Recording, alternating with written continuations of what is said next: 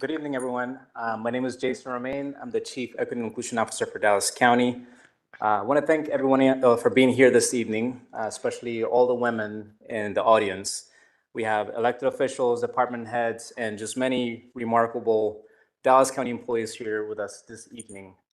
I hope you all have had a very happy Women's History Month.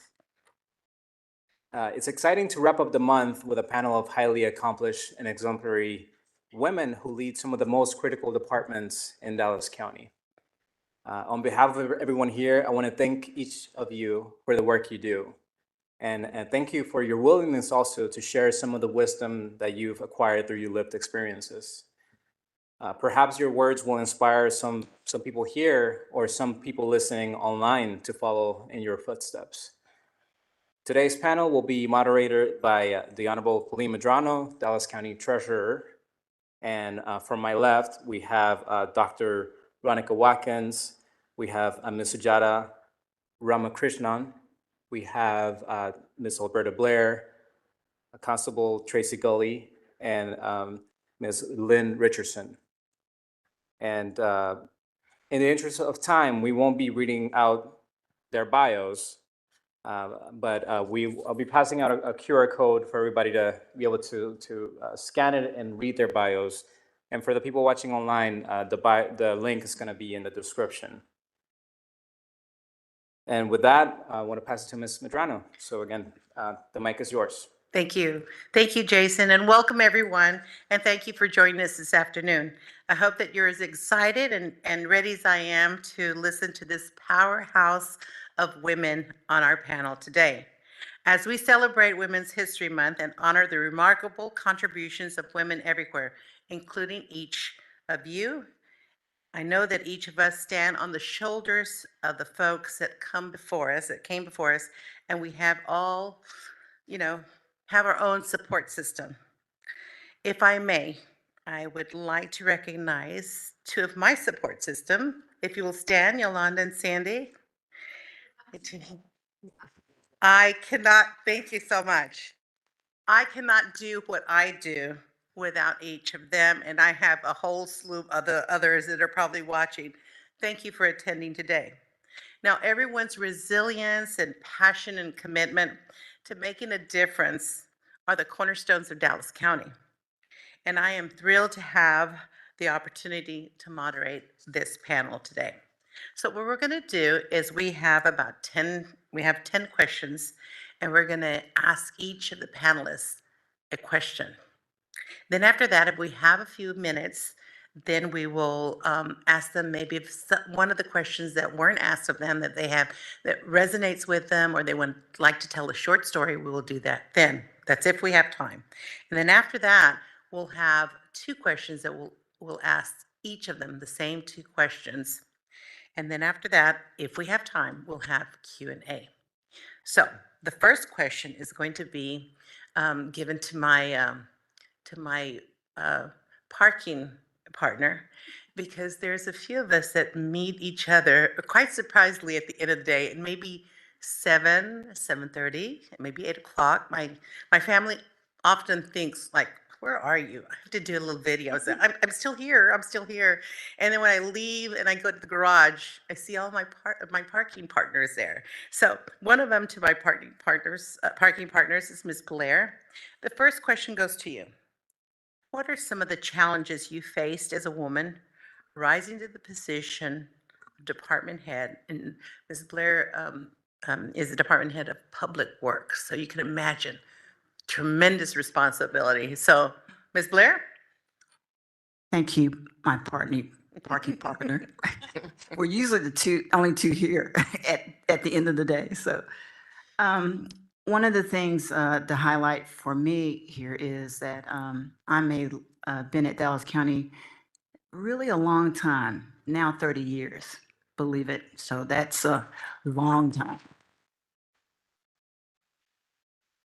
But when I first got here to Dallas County, it was really, especially in the Public Works Department, that's engineers, planners, real estate professionals. And at that time, believe it or not, I was I didn't really realize that I was the first woman project engineer, which was unbelievable in the whole time of Dallas County. And then I was the first African American project engineer. So I was really a trailblazer. And because of that, there was a lot of resistance. There were a lot of people that had indicated to me that they could not work for me. They indicated that they were going to leave Dallas County because I had acquired that position. One of the people that was, again, I can't say everybody was had that opinion. I actually, when I first started in engineering, I worked for a guy named Bill Jessup at the City of Dallas. And Bill Jessup was in our profession, he was a very recognized individual because he came up a lot of the standards that we all live in and do with the area. He actually hired me as an intern, and I interned for him, and then eventually he retired, and then I left the City of Dallas and I moved on to Dallas County, and he ended up coming to work for Dallas County, and I became his boss. Wow. And when I became his boss, he was one of the only individuals that really recognized that I was the new age of engineering. So he actually mentored me as a boss, and it turned around from mentoring me as an intern now to mentoring me as a boss. And he said, "You build trust one step at a time." And he said, "Time will tell." So he pretty much let me lead him to show others that I could lead. And that was very instrumental for me. Thank you, Miss Blair. So what's the old adage that says, be nice to everyone, because you never know who's going to be your next boss, right? Okay, the next one is for Miss Richardson. Can you share any strategies or tactics you found particularly effective in navigating obstacles or bias in your career? Well, first of all, I have to say that Ms. Blair, you beat me by 1 year. I've been with the county for 29 years. I thought I was the old timer here. As far as tactics, I don't know specifically if I had any particular tactics that I utilized. I have to call on the training that my parents provided for us. They told my brother and I that, guess what? Life isn't always fair. And there are going to be times that you are deserving of something and you're not going to get it. And it may not be because you are not qualified. And it may be that there was somebody more qualified than you, but that is no excuse to give up. You keep trying over and over and over again. They also taught us that, we have been very fortunate to have loving, caring parents who supported us and provided for us. That didn't make us any better than anybody else. That means that we were just blessed to be born into that kind of a household.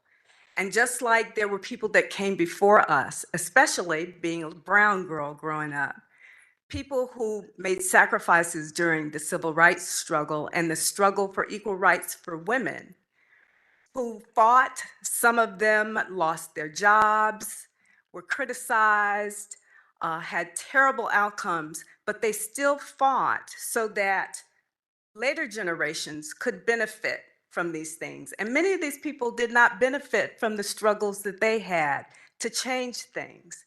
And so we have an obligation to lift up other people and recognize that we've got to also work to make sure that we bring other people along.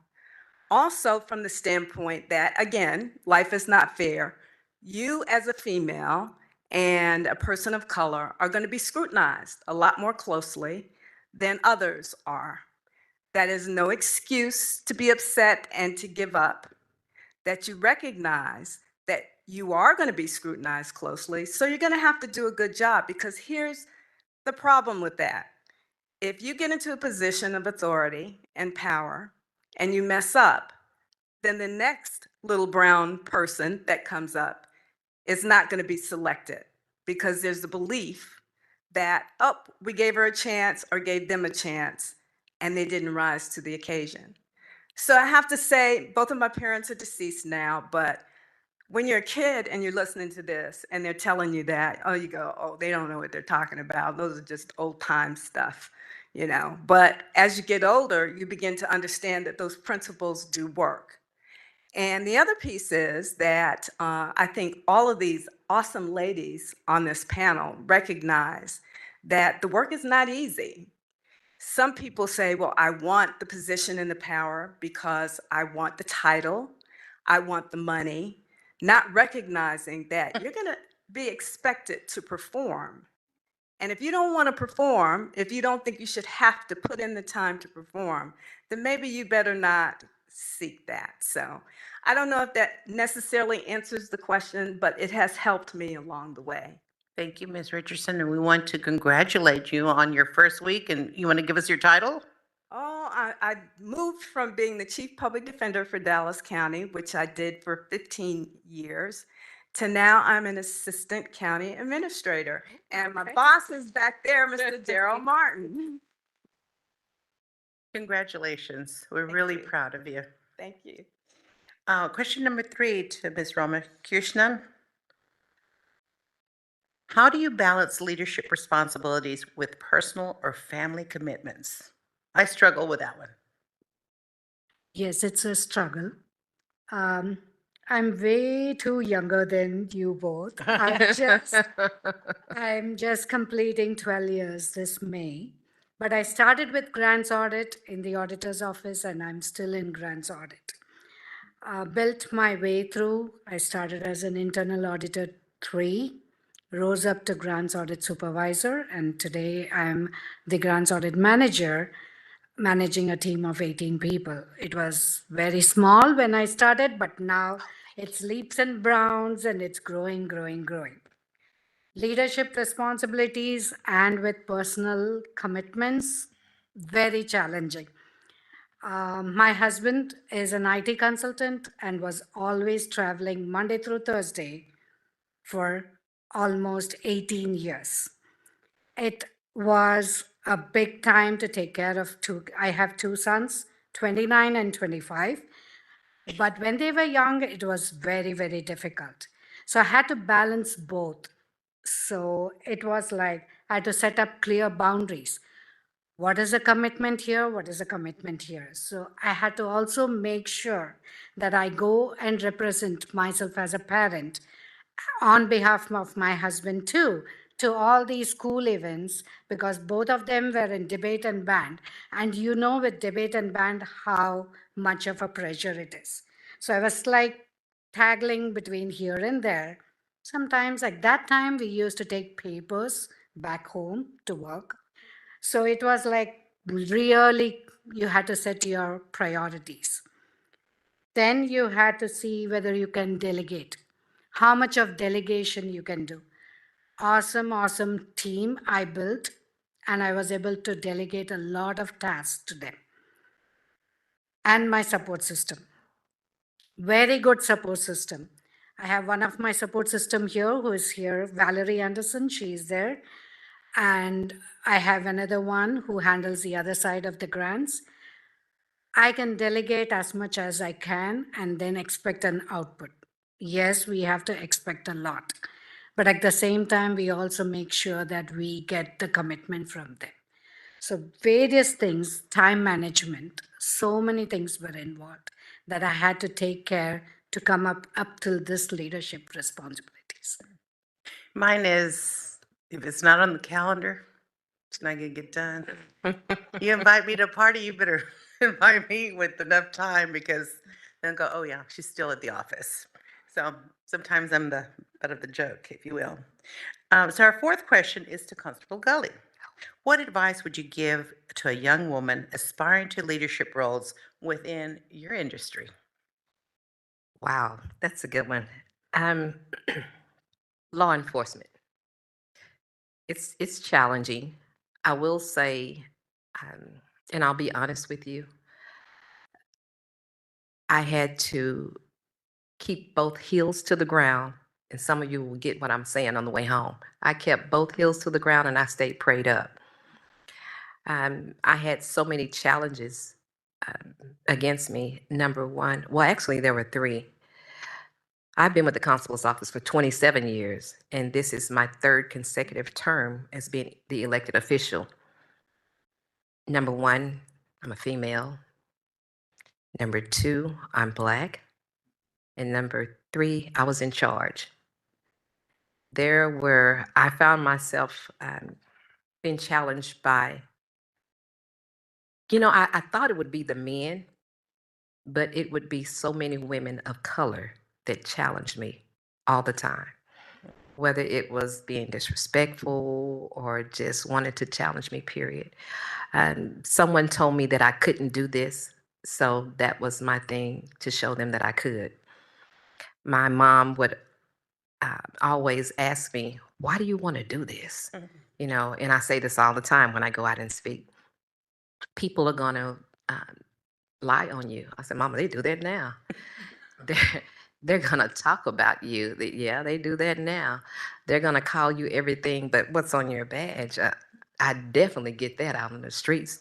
But I always say that if I didn't have anything of value to offer God or to offer the community, they wouldn't have a reason to attack me. So when it happens, I say, oh, is that all you got? Because I'm pretty much born and raised in Pleasant Grove. So I was a Grove rat tomboy. So I was up to the challenge at all times. And I'm the firearm instructor at my department. So I'm just, and I tell my daughters all the time, and I say this to them, let your haters be your motivators. So when you challenge me, look, it makes me go for it even more. So pretty much just staying focused, and it's not so much as being conceited, but just convinced I can do it. Thank you. You're welcome. Thank you, Constable Gulley. Constable Gulley, I've always heard that the Grove was pleasant. So, question number 5, how do you prioritize? Oh, it's for Dr. Watkins, my other parking partner. How do you prioritize professional development and continuous learning in your role? So that's a good question. I would say prior to taking the position, I've been here for 20 years, but I've been with the county in different positions within the budget office I started out as a budget analyst, then I went to senior policy analyst, assistant director, and then budget officer. So the culture before was we had to make an example of ourselves, so we didn't do professional development in my department. We had to show that, hey, we're got our heads down and we worked, and so you don't have to have it. I truly believe in professional development, and so I would do it outside of work during that time. And so what I find is you have to have balance and you have to be intentional. At some point, I probably was all over the place depending on who you ask as far as my family. I wanted to be a psychologist. I wanted to be this. I want to be that. So I have 21 hours of psychology. What made me stop was I was at SMU, was working there and getting my tuition paid for. So once I started at the county, they stopped paying my tuition. So my previous director's like, so, hey, you got to figure out if it's worth it. So once I went and saw the bill, I said, it's not worth it. So I stopped short of getting my psychologist degree. So I truly believe that is definitely necessary, even if you go outside and just take the initiative to do it. I have a really good staff and I really encourage them because I think it's really important that you have that balance. Balance is definitely key. I have to practice that. I've evolved to that. You can ask my husband. He's always like, you're always in something. And so I just try to balance at this point in my life and just try to enjoy where I am at this point. And I'm always living to learn something new. And so if I see something that is an opportunity, I was like, oh, I want to do that. Oh, I want to do that. So I have to balance not to do everything at this point. Thank you. Well, my example is, thank you. My example, I come home and, well, my hair's always messed up. I have bad hair. But anyway, I'll come home and one of my hairs sticking down. They go like, what happened to you? I go, I got myself into another one. I opened my mouth. They go, you asked for it. And then I have a dear sister-in-law that goes, we'll help you. We'll help you get this through. So sisterhood is good. Question number 6, we're back to Miss Blair. How do you handle imposter syndrome or self-doubt as a leader? And I know we all experience this. Oh, that's a tough question. But you know, it's interesting because again, I think a lot of us are a lot of male professions, typical in our area, and especially Constable here. I can only imagine on your side of the fence. But for me, definitely that is a major issue. So I was first challenged on my engineering and my education side first. That was the first side. And I had to get the confidence as a project manager, as an engineer, that I knew what I was talking about. And so I actually, when I went to school, I started off wanting to be an architect. And so I went into architecture, I did that, and I realized, I could do engineering too. So I really wanted to do a combination. So I got my degree on the architecture side, and then I turned around and went and got my engineering degree. So when I started interning first for architects, and then I turned around and interned for engineers. And when I started in that direction, I ended up getting into the public arena because as an intern, I was thrown into helping at the time, and it's just my age, the 85 bond program with the city of Dallas. Okay, I'm going to say that 85 bond program. So as an intern, I was very excited about design and doing design projects, and I did the work and I got it done. And I was just confident. I was showing my mother things I did, like I built the inlet. Come see my inlet, come see this. I was bragging about everything I did. And they turned around and I came back to work at that same organization.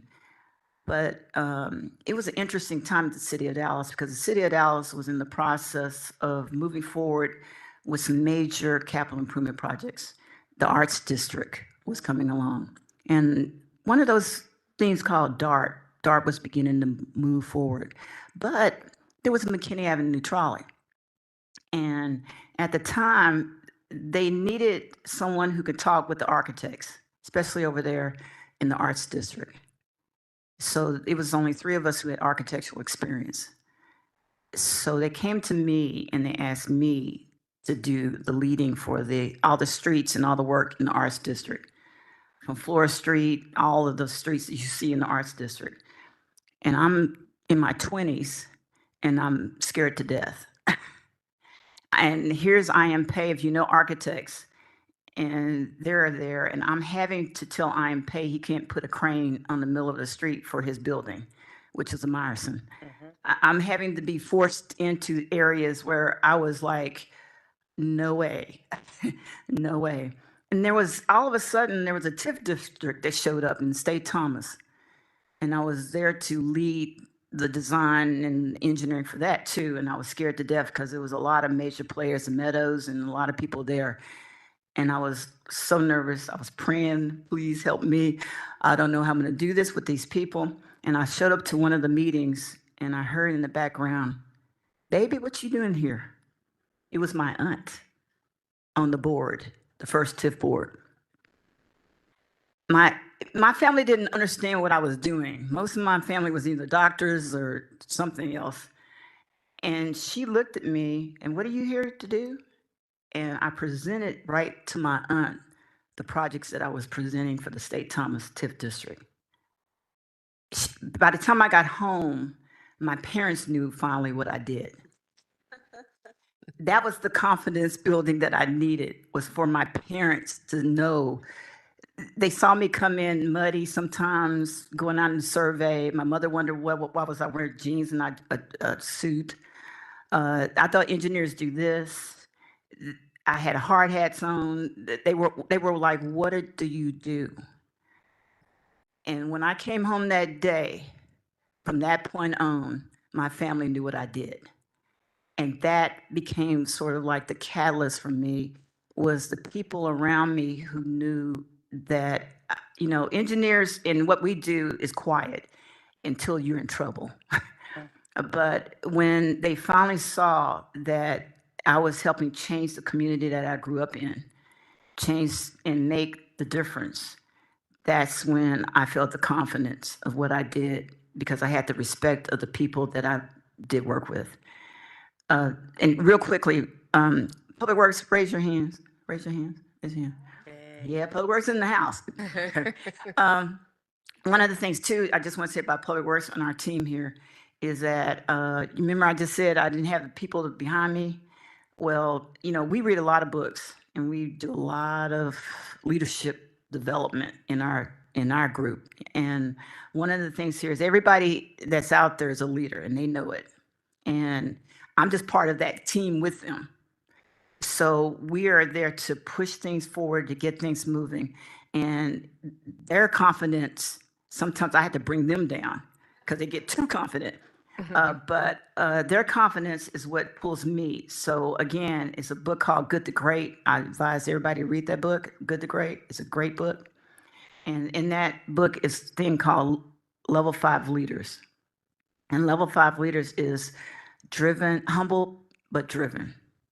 And a level 5 leader is a person who doesn't think, they put people first and strategy second. And that emphasis is what I try to do as a leader. And I try to tell them to do as leaders, is to live that level 5 leadership lifestyle. Because if they do that, I have to send people, home, get off the computer. It's 6 o'clock. And as y'all see, I don't follow well myself.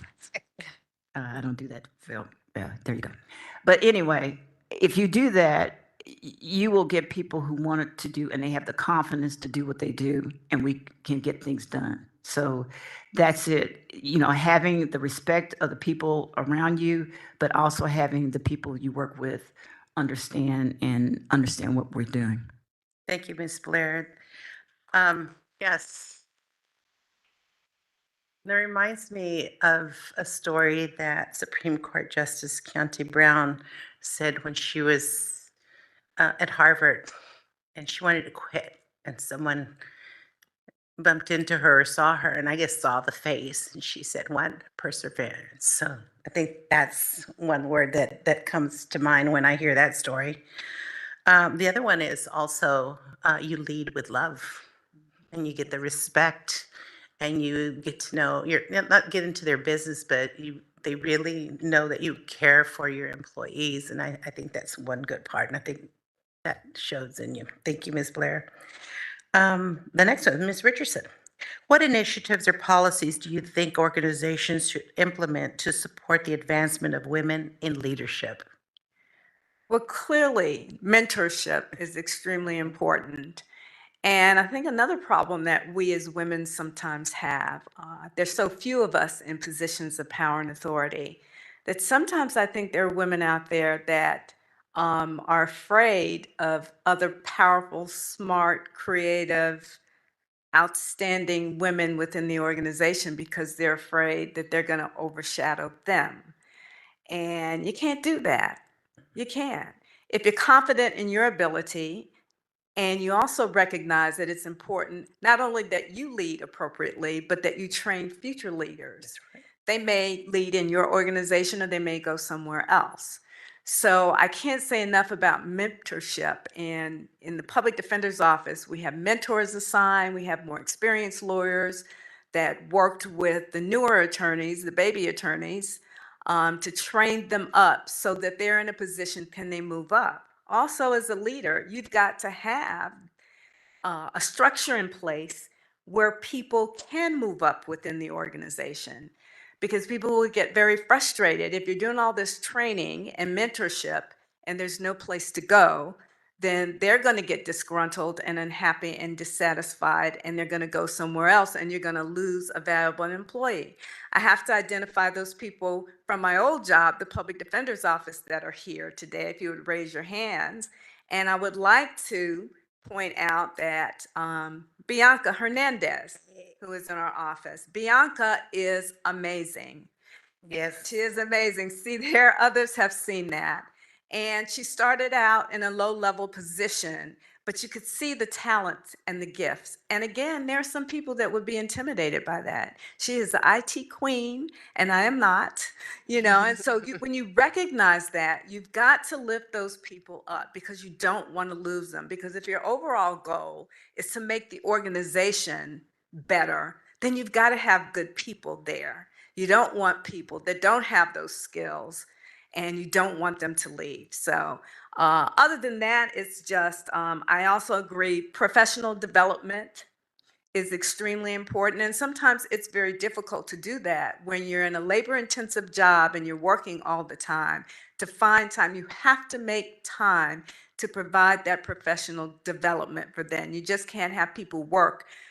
They get there early, they leave late. You're going to have to carve out time for that training and that development. Thank you so much. And I I think the world of Bianca. She's great. And Mr. Martin, she's in the Leadership Academy here at Dallas County. So I know good things are coming your way, Bianca. Okay, Sujata, number 8. What are some key skills or qualities you believe are essential for women in leadership position? What do they have to have? Okay. As first of all, as a woman, and as they were all pointing out, women of color. I'm not only women of color, but I'm also an immigrant who has become a citizen now. So I am constantly being watched. Why is she taking? I myself, when we used to be in the Renaissance Tower, I have listened to people who just passed by. Why are you here? You have taken my job. I've listened to that. So, as a leader, you need to be very, very strong. Look at all those things that people are telling you and then just brush it off and keep going. Strong and be very perseverant, resilient. That leads to confidence. If you have the confidence in your ability, you can fight any battles. And I have seen that personally and professionally. Personally, I might not be that much of old school like them, but I'm still old school compared to the Gen Zs today. So I have a constant fight with my son, so I know what they talk. And they call the gossip, I knew the word gossip, but it is now the tea. So there are so many different words. So my son will call me, what's a tea, mom? I said, what is that? So he will teach me a lot. He's also into accounting, so I know what he goes through. But again, you have to be flexible. You have to be adaptable. You have to even look at collaborating and building a team. Soft skills. These are all various virtues that you need to have in you to show your strong leadership qualities. Yes, I myself in this Dallas County job, I've listened by people. Why do you want to be here? That was the question that they raised. I said, I love this job. And especially when you're in grants audit, you either love grants or you hate grants. That's how we call. Every time a new person comes, we mentor that new person, make sure they know whatever they have, we share, we have that philosophy. And we make sure, yes, okay, you can move up the ladder. And then somebody within the Dallas County, they steal our employee. We have so many employees that are in various departments that have gone from the auditor's office, especially the grants. We also followed the same suit. We also started picking people whom we saw the capability and started stealing them so that we could mentor them. Because grants is 24/7, 365 days. That's how it is. It's desk reviews, compliance, guidance, so many things. So you have to be really, really strong, capable enough to know your numbers, because once you know your numbers, you can get everything. And you'll be pointed there. You said this number, now you're saying this number. So right now we are in an audit zone, the external auditors are constantly watching us. So we have to be pretty strong to outcomes, whatever may be, but be strong, be adaptable, be flexible, have your soft skills, communicate. That's what I would say. Wow, thank you. So I think Mr. Martin can attest to this. I've been accused of poaching some employees. And I'm reminded of it all the time, correct, Mr. Martin? Okay, so the next one is for Constable Gulley. How do you foster a supportive and inclusive work environment within your department? Okay. I pondered on this question, so I'm hoping that I'm answering correctly. Mainly about being transparent. I'm big on respect and loyalty. I've found in this workplace that um, it's really hard to call someone your friend.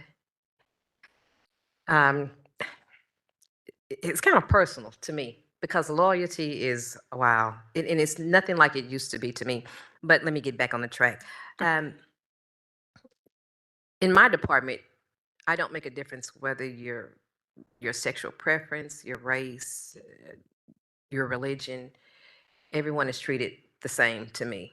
I keep an open door policy, so I'm that type of boss where it's just not like, oh, she's the big boss. You can't talk to her. Yeah, I have 2 doors to my office, so you can come in either one of those and speak to me. I try to keep an open door policy at all times because a lot of times, for some reason, some of them feel intimidated by the position. And I try to, like I said, I try to keep it on a level space where you can talk to me, you can come in, we can work together. I'm not one of those. I know I've been around for a long time, and when I started working in the constable's office, I started as a reserve officer right out of the academy, meaning I worked for free. I don't know why I did that, but I worked for free for 2 years until there was an opening, and I finally came on into the ward division. But it was, man, whenever I talk about this job, because to me, you have to have compassion to do this. I mean, you have to really be compassionate because we're the ones that's evicting someone, putting someone out, or we're taking away your child for so many different reasons, taking a child and taking them, giving them back to CPS. So I have to tell my deputies at all times, put yourself on the other side of that door. Treat people the way that you want to be treated, not the way that they treat you, and you will go a long way. So I know I may be getting off track with that question that you asked me, but pretty much being transparent and being fair. Great, thank you.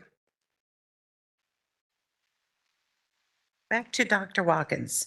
How do you advocate for yourself and negotiate for opportunities or even a promotion? So if anyone knows me know that I just work. I just work, and then I think that what I was raised on is that God will make room for your gifts and place you before great people.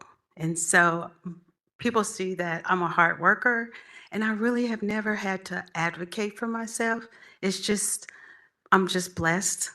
I would just say that I'm around great leaders that see that I truly enjoy what I love doing what I do. And I truly have a servant heart. One of the things that was interesting when we sat through that seminar, the Women's History Seminar the other week, when it talked about, last week, when it talked about women versus men and how Texas is failing as far as women, as far as equity pay and some of the other things. I think we just do the work as women. We just put our head down and just do the work. And if someone sees us, fine. If someone doesn't see us, we're still going to do the work because we just have a passion for that. It's the same way in our homes. You see our moms doing it. And so it's the same way in our jobs. So we give our best. You see the best of each one of us when we're working. I noticed that with the women here at Dallas County. So I'm an observer, and sometimes I might go say, Mr. Martin, have you seen? She's always working. So I think that sometimes we just work and we don't, as women generally, we don't know how to pat ourselves on the back. And so it's really rewarding to me when other women Chief Richardson always is encouraging me.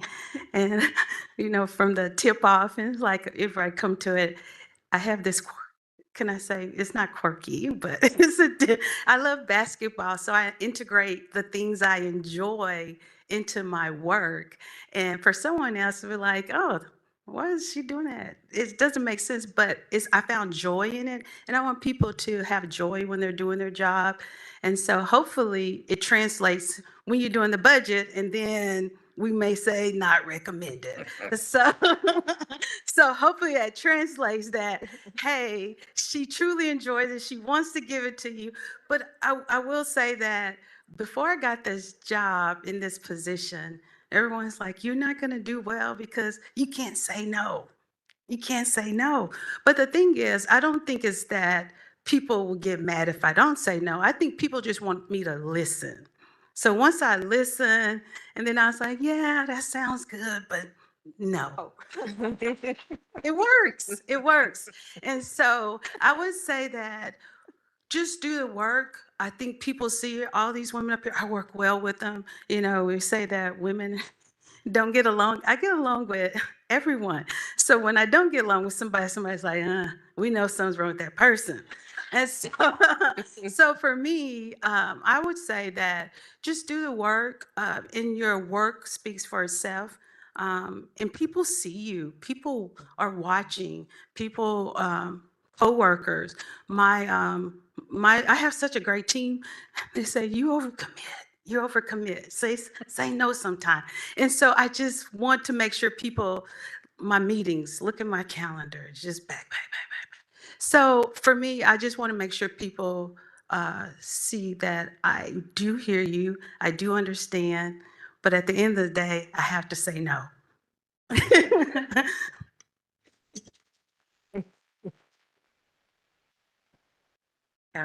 She softens the blow, but yeah, she does say no. She does say no. I'm looking at the time now. I think we should proceed with the last two questions so we can have a few minutes of Q&A, because we promised that we're going to get you out of here at 6:30. So the first question, and it's to all of them, I would remind you to be brief because we want to do some questions and answers at the end. I'm going to start with Dr. Watkins, and we'll go down to Ms. Richardson. Can you share a pivotal moment or experience that shaped your leadership journey? Recently, this ERP financial implementation, but that's all I would say. So yeah, I think that for the biggest thing, and I know all the people I work with, is just, I would say having a voice was the biggest thing for me, and making sure that you can sometimes go along and get along, but sometimes you have to make sure that you communicate that this is the way you feel about something, not emotionally, which I don't think I was, but I think that sometimes because you go along to get along, sometimes you don't speak up, so people feel like that you're going with the group. So I say that was a pivotal moment for me, because I feel like that whole process, I was part of it, and it could have gone a different way. Thank you. Sujata. Same question. I can share a couple. One is when I came to work for Dallas County, the presentation of financial statements was a little different for me from what I'm used to, because I've always learned it like a T accounts type of deal if people follow accounting. When I came here and they were saying, no, it has to be top and bottom. So that was a big change, and I had to learn that. That was the major one. Then piggybacking on yours, ERP financial, we went into a subledger system, which is we started even saying the statement, laughing about it. Fusion has made us confusion. That's how we talk. So it is, we are still on the learning curve. I know it's May. We are almost a year after go live. We are still learning it, learning, which has really opened a lot of avenues where we need to learn so many different things. And it's quite a big experience. Thank you. Ms. Blair? Okay, I told you about the inlet. I told you about Myerson and the trolley. The next thing that came was when we went from bond programs to major capital and pay-as-you-go. That was a mind-boggling situation. And what we did was we took county dollars. We basically told the cities put in 50% of it, and let's see what we can get and see if we can get grants and see what we can get. And of course, now after 20 years, over 20 years, what is about over 600 million and about $1.6 billion of infrastructure improvements throughout the Dallas County area. So that was a big one to cross over. And then we did something just recently was we became APWA accredited. American Public Works Association, we actually got certified, and we're the first county in the state of Texas to be a certified as a certified agent for APWA, which led to now we're doing presentations. We're going to go national. We're going to do Medical District Drive, Dr. Garcia. Medical District Drive, we're going to be presenting in Atlanta coming up. And then we have the floodplain study we're going to do in Atlanta. And we are trying to get a few prizes for the North Haven Bridge. So we're pushing out to put ourselves beyond Dallas County to look at the nation, because I was on a panel with people from Minnesota and other places like that. But you know, the fact that we're putting Dallas County on the map in the sense of the infrastructure that we're doing and what we're doing. Thank you, Ms. Blair. Oh, wow.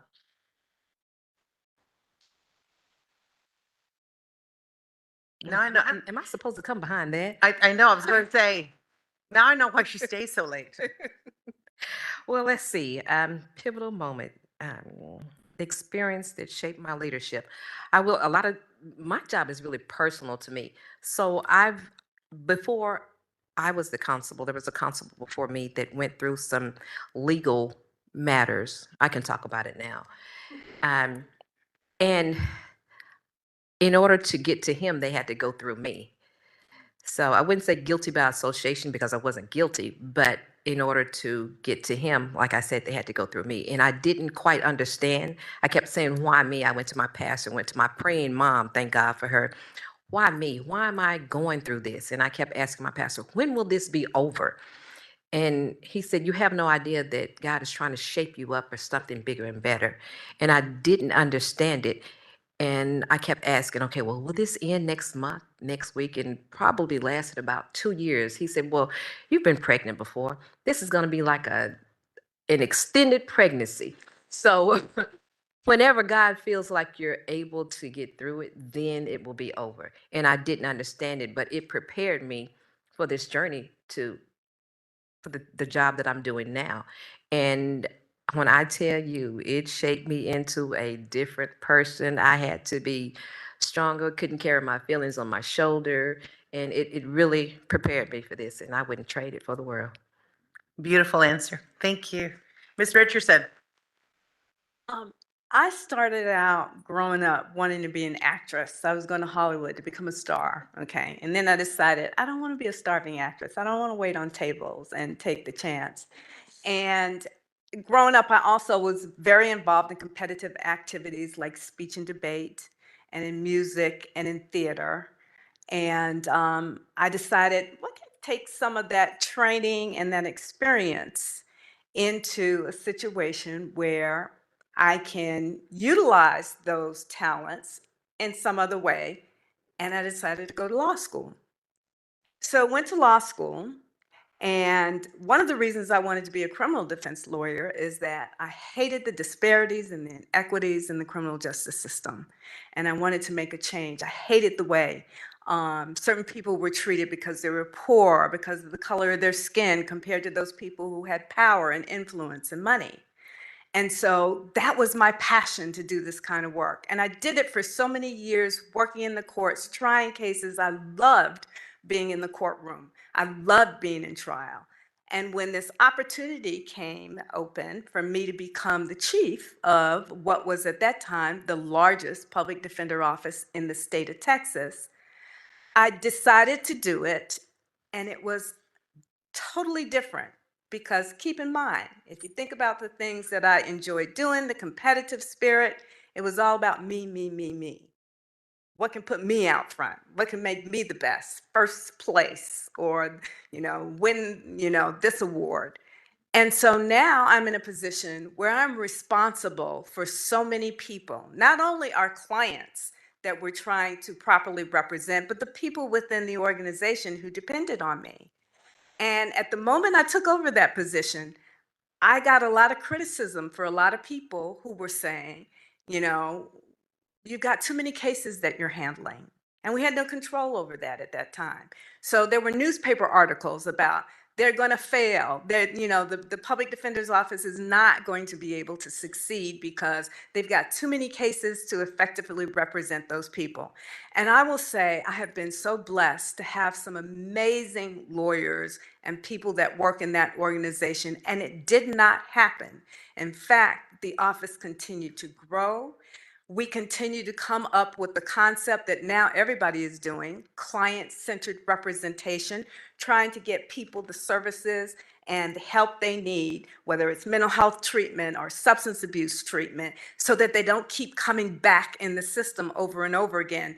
Now all the public defender offices are talking about it, and that's because made an effort to reach out to the people within the organization who are really doing the hard work. So that was a pivotal moment for me to have the opportunity because I had not experienced leadership before then. Again, it was just about me. And now I have to say I'm reaching another pivotal moment with another job that is not the same as what I was doing before. But I look forward to the challenge of that. And it has made me a better person. But it only made me a better person because I had the team that were there to work and to support me and to do the good work. And I thank them. Those that are here, I really thank you for all the work, the hard work that you did. Thank you so much. Well, this has been wonderful. I do want to recognize two of our commissioners are here. Dr. Elba Garcia is here, and Dr. Teresa Daniel is here. Thank you so much for being here. Strong women leaders. We did have another question, but we are running out of time. I promise, 6:30. Thank you for the panelists. They were great, huh?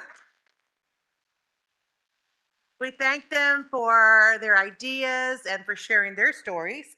And to Jason Romaine, thank you so much for putting all these things together, all the programs. We really appreciate you. Everything was so interesting this month. Just my parting words that together we will build what we want and what we need. But let's take the time to enjoy ourselves in what we have all achieved and accomplished. Thank you so much. It is 6:26. It is adjourned.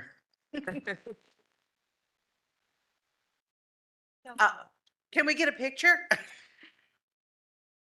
Jason, Dr. Daniel and Commissioner Garcia. And we want to thank our county administrator, Daryl Martin is here. If y'all don't know him. And definitely our male directors or lead directors, our allies. Yes, they are. Christopher Tamayo and Christopher Hooper, thank you for being here. Okay. Oh.